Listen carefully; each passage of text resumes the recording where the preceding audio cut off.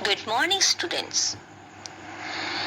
Today we are going to look at part 3 of the chapter The War of Independence 1857. In this part, I will start with the consequences of the first War of Independence. Even though the uprising of 1857 was suppressed, it shook the British rule in India to its very foundation. It brought about far-reaching effect on Indian socio-political life. Little Graffin remarked, the rising of 1857 swept the Indian sky clear of many clouds. When the great uprising of 1857 AD was over, the British adopted more stern measures for preserving their empire in India. For this purpose, they adopted the following measures which may be considered as the consequences of the War of 1857 AD. The first was end of the rule of the East India Company by the Government of India Act of 1858. The most significant result of the uprising of 1857 was the end of the rule of the East India Company and assumptions of the Government of India directly by the Crown. This was done by the Government of India Act of 1858, which had the following provisions. It transferred the power to govern India from the East India Company to the British Crown. Actual governance was to be carried on as before by the Governor General, who was also given the title of Viceroy or Crown's personal representative. Lord Canning was the first Viceroy under this Act. Appointments to the civil service were to be made by open competition under rules made by the Secretary of State. Point 2.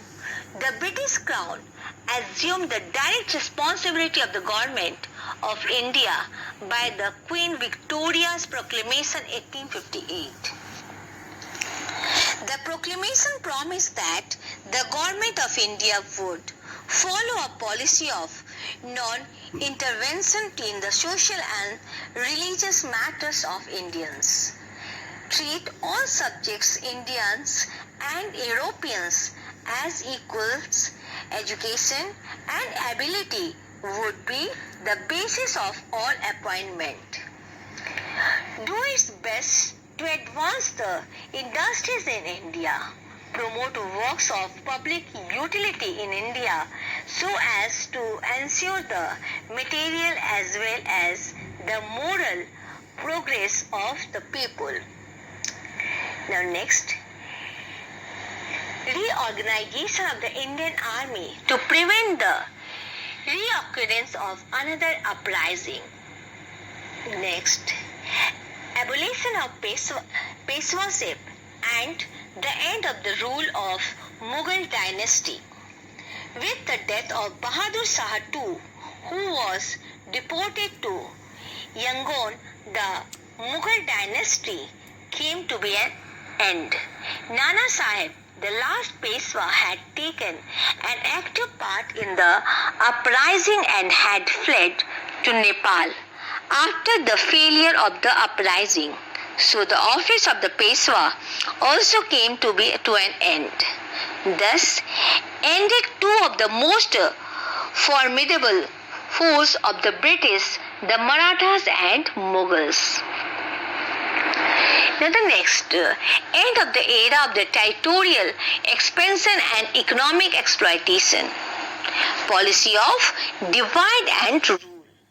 After 1858, the British continued their policy of divide and rule by turning the princes against the people, province against province, caste against caste, group against group, and above all, Hindus and Muslims.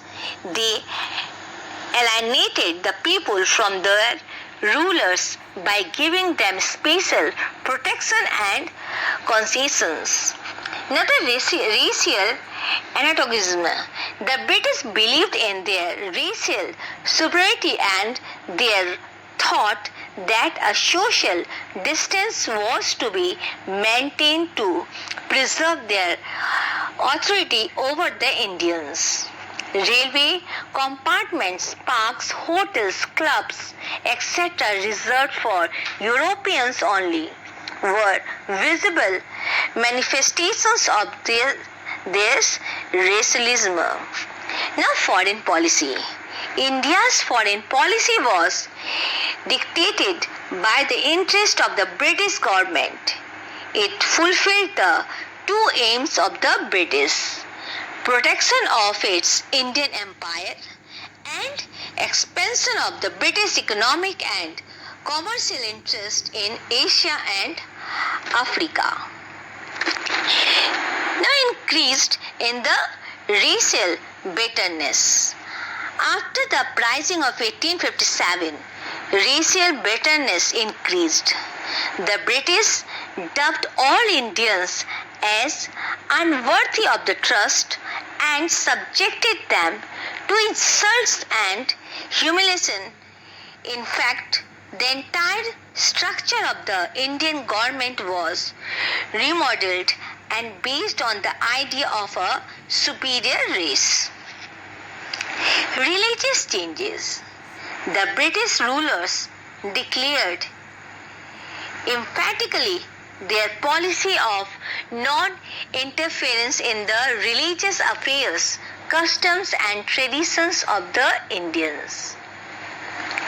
Next point, changes in the army.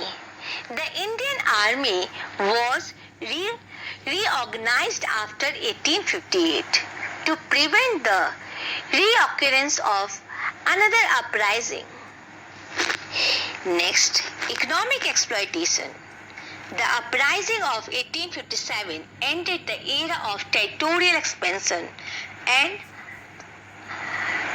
in the era of the economic exploitation in the following manners. Now what are these manners? Now listen. India was turned into a typical colonial economy, exporting raw material and importing finished goods. The salary and allowances of the Secretary of State and members of the Indian Council, the civil servants and military officers were a large drain on the country's resource. Rural artisan industries such as handicrafts, spinning and weaving collapsed. Peasants were impoverished under the British rule. The indigo peasants of Bihar revolted on a large scale in 1866 and 68. Now the next point, rise of nationalism. The uprising of 1857 was the first struggle of the Indian people for freedom from British imperialism.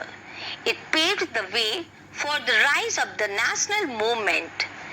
The sacrifices made by revolutionaries like Rani Lakshmibai, Nana Sahib and Mangal Pandey served as a source of inspiration for the future freedom fighters. Now let me explain you about the drawbacks of the First War of Independence. Point wise I'll explain you. First point, lack of planning, organization and centralized leadership. Now next, the lack of common goal except for the anti-foreign sentiments. Superior resources of the British in terms of men, money and materials.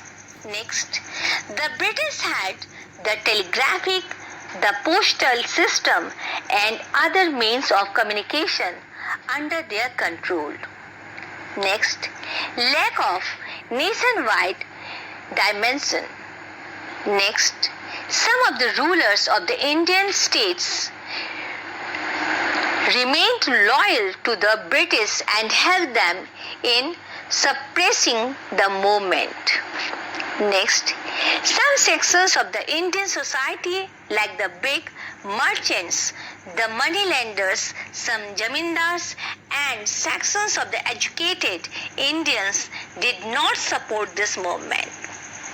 And last, the beginning of the uprising before the fixed date, either May 31, 1st, 1857, disorganized the whole movement. So, all these are the drawbacks of the First War of Independence. I hope this chapter is clear to all of you. Now, you all read this chapter thoroughly, listen my lecture and try to solve your question answers which are there in your exercise work. Thank you. God bless you all.